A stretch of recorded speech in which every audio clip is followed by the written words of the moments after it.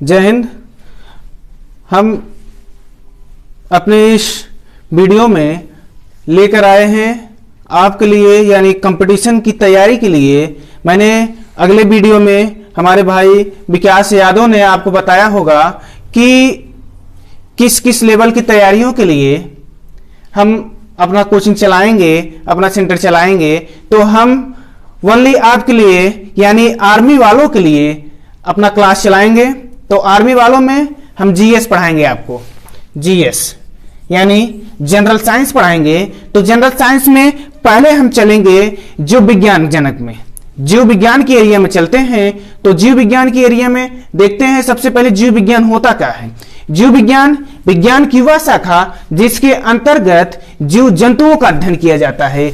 विज्ञान की वह शाखा जिसके अंतर्गत जीव जंतुओं का अध्ययन किया जाता है। अध्ययन का मतलब होता है पढ़ना, सीखना, यानी विज्ञान की वह शाखा जिसके अंतर्गत जीव जंतुओं के बारे में सीखते हैं, पढ़ते हैं, उसे हम क्या कहते हैं, जीव विज्ञान कहते हैं। जीव विज्ञान नाम किसने दिया? जीव विज्ञान नाम किसने दिया था? किसने दिया? लैमार्क ने। लैमार्क 1802 ईस्वी में। भैया इसी तरह से आपसे क्वेश्चन पूछे जाते हैं। आर्मी ग्रुप के जितने भी एग्जाम होते हैं आपसे इसी तरह से क्वेश्चन पूछे जाते हैं ना, कि जीव विज्ञान का परिभाषा पूछा जाता है, डायरेक्टली पूछा जाता है कि जीव विज्ञान नाम किसने दिया था। तो जीव विज्ञान नाम लैमार्क ने दिया था 1802 ईस्वी में। देखते हैं जीव विज्ञान नाम 1802 ईस्वी में लैमार्क ने दिया था। तो जीव विज्ञान के पिता किसे कहते हैं? जीव विज्ञान पिता अरस्तु को कहा जाता है। अरस्तु यानी इनका एरिस्टोटल भी इन्हें कहते हैं। तो देखते हैं जीव विज्ञान को कितने भागों में बांटा गया है। तो जीव विज्ञान को 3 भागों में, अब तक हम और आप जीव विज्ञान को 2 भागों में, एक जंतु विज्ञान, दूसरा वनस्पति विज्ञान। लेकिन आज हम पढ़ेंगे 3 भाग। वह 3 भाग कौन सा है? पहला जंतु विज्ञान जिसे जूलॉजी कहते हैं, जूलॉजी।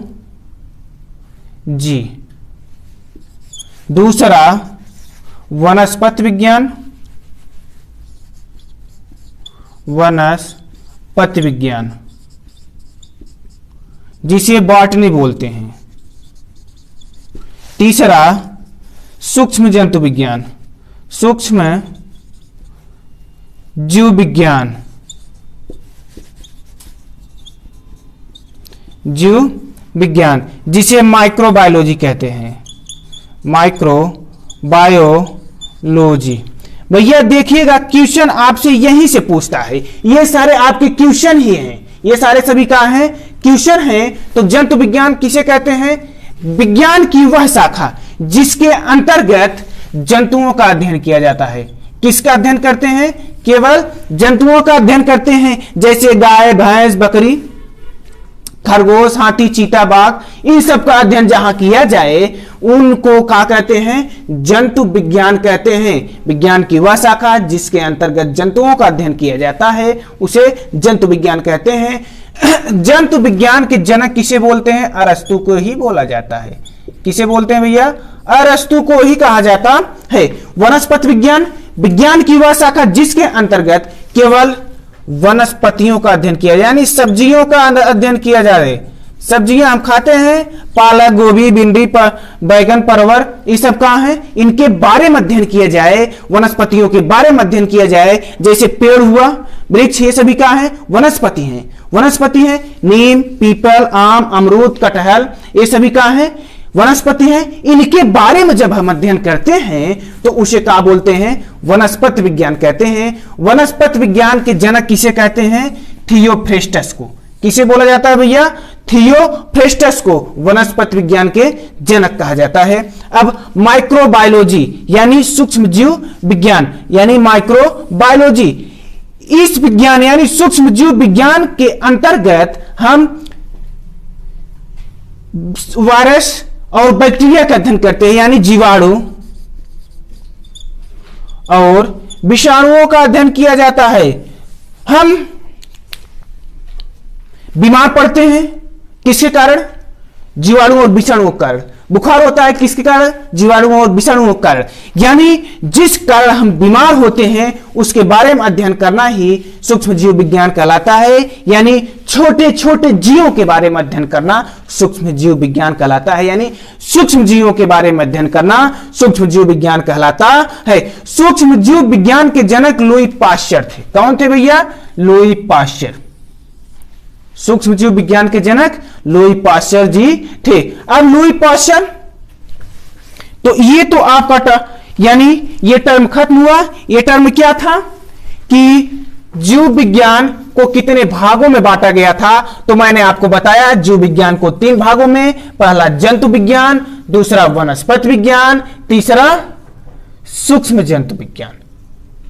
अब हम पढ़ते हैं जीव विज्ञान जनक के विभिन्न शाखाओं के जनक। जीव विज्ञान के विभिन्न शाखाओं के जनक। आपसे क्वेश्चन यानी आर्मी हो, चाहे जीडी हो, चाहे नर्सिंग हो, चाहे क्लर्क हो, चाहे टेक्निकल हो, सब में आपसे इसी तरह से क्वेश्चन किए जाते हैं, न कि उसका डिफिनीशन पूछा जाता है। तो शार्टली याद कर लेते हैं। वनस्पति विज्ञान के जनक किसे कहते हैं? थियोफ्रेस्टस को कहा जाता है। जीव विज्ञान के जनक किसे कहते हैं? अरस्तु को कहा जाता है। जंतु विज्ञान को जनक किसे कहते हैं? भैया यही आपके डिस्टर्ब होता है, जीव विज्ञान और जंतु विज्ञान। मैंने क्या बताया? जीव विज्ञान जिसके अंतर्गत जीव जंतुओं का अध्ययन किया जाता है। जीव जंतुओं का। अब जीव जंतुओं में आपके पेड़ पौधे, पौधों में भी तो जान होती है, तभी तो वो सांस लेते हैं, तभी तो हम खाना बना के देखते हैं, वो बना के देते हैं, हम खाते हैं। तो उसमें क्या होता है? जान होता है ना।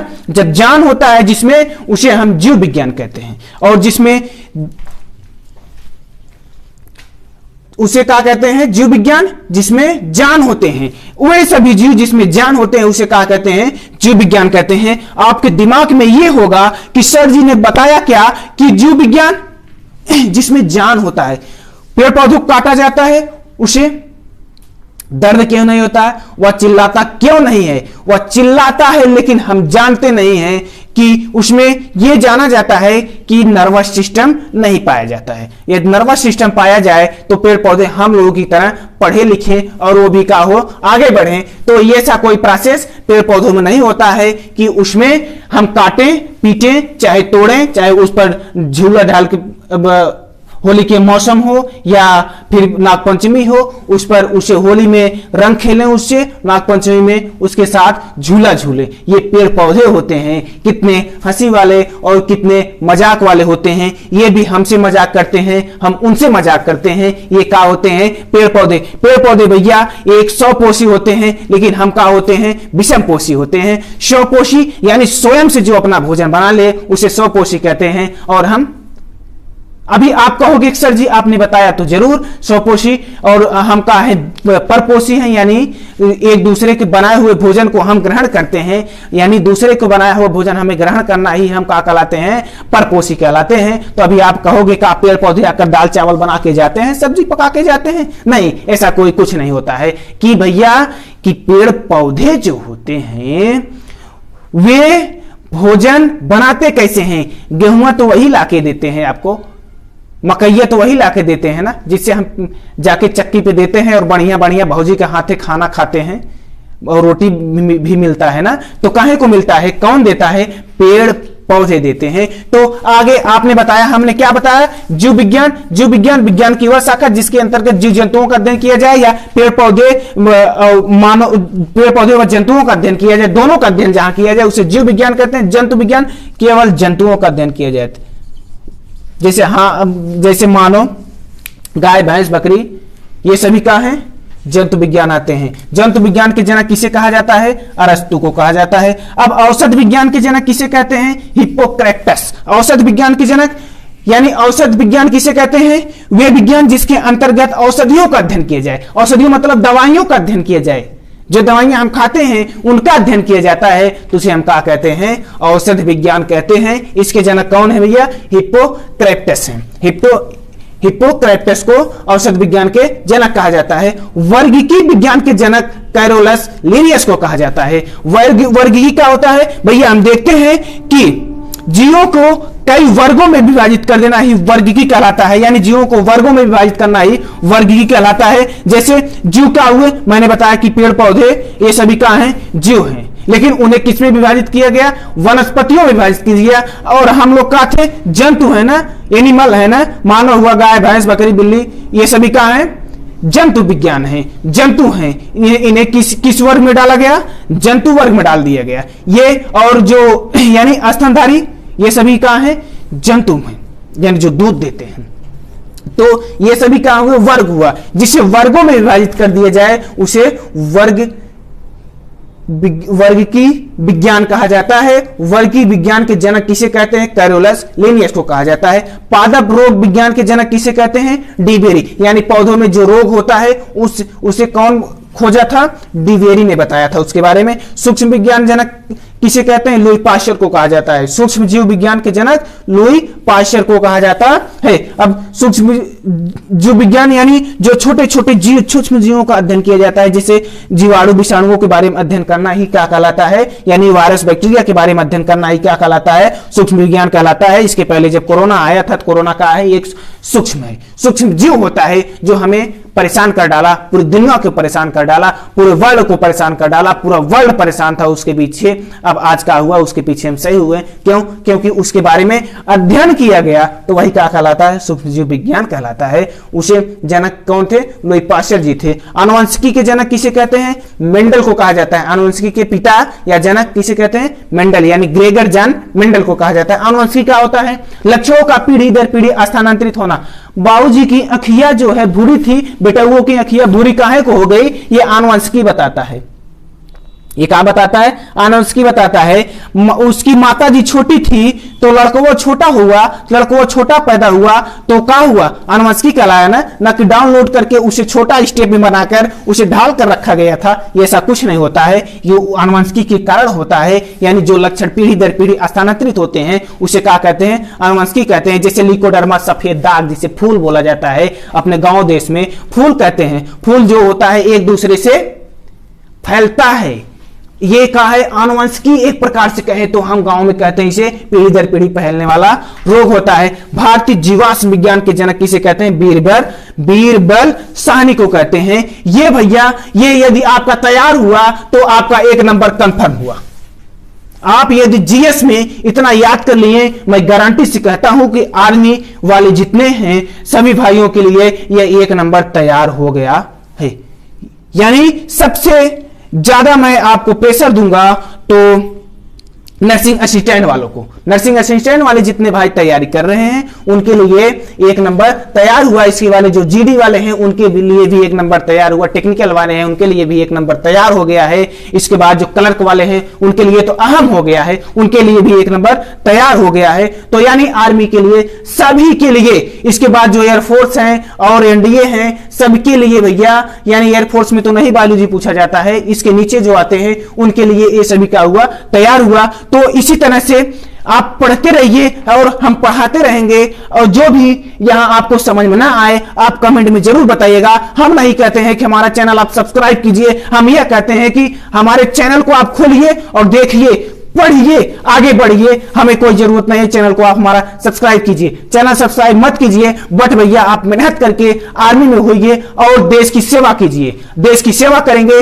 उससे बड़ी कोई सेवा नहीं होती है। उससे बड़ी कोई सेवा अगर होती है तो माता पिता की सेवा होती है, और उससे बढ़ के कोई सेवा नहीं होती है। यानी देश की सेवा सबसे बड़ी सेवा होती है। हम कहते हैं कि हमें तो मरना ही है एक दिन। यदि हम मरते, जब हम मरते ही हैं तो एक दिन ऐसा दिन भी आए कि हम शहीद होके आए, लोग मुझे सल्यूट करें और मैं तिरंगे में आऊं, तिरंगे के साथ आऊं। आपका ऐसा सपना होना चाहिए, ऐसा ड्रीम होना चाहिए कि जो भी तिरंगे के साथ आता है उसको भी भगवान सल्यूट करते हैं, और उसका परिवार तो सल्यूट करता ही है, और पूरा जन जहान लाखों इंसान आपके शहादत में आते हैं। तो वो दिन आए आपके दिमाग में, वो दिन आए और वो समय आए कि हम लोग भी शहीद होकर आए और तिरंगे के साथ आए। अब इसी के साथ हम अगले टॉपिक में चलते हैं और कल के लिए चलते हैं। तब तक के लिए जय हिंद।